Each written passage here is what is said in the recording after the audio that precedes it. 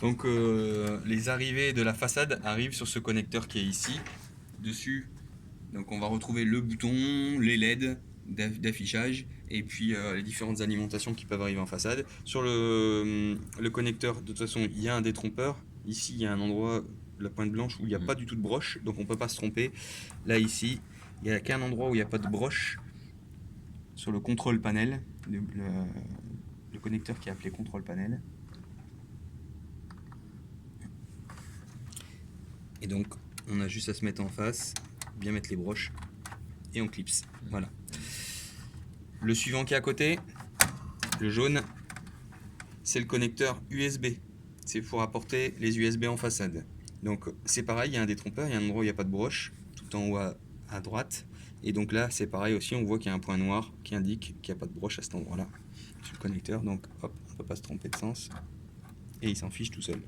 Si on avait d'autres ports USB, on a encore un deuxième connecteur USB bleu ici qu'on pourrait rajouter si on voulait avoir d'autres connecteurs en façade ou un lecteur de carte SD par exemple aussi qu'on peut installer comme ça.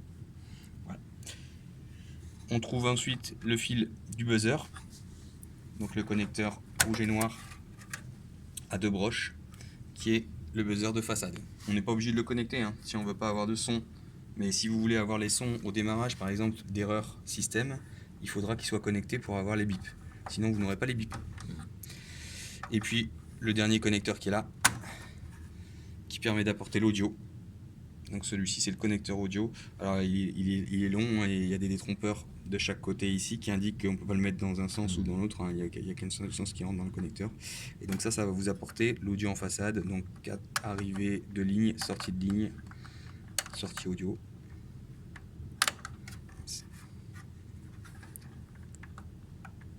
Bien se mettre en face, c'est pas facile.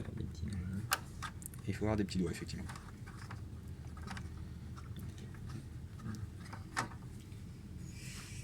Dernier connecteur. Ici, vous avez un connecteur pour le ventilateur de boîtier. Alors, la couleur permet de détromper pour ne pas se mélanger avec le connecteur qui sert pour le ventirad, donc le radiateur du processeur, qui est ici. De toute façon, les connecteurs ne sont pas du tout les mêmes, donc les détrompeurs ne sont pas les mêmes. On ne peut pas rentrer le blanc à la place du marron.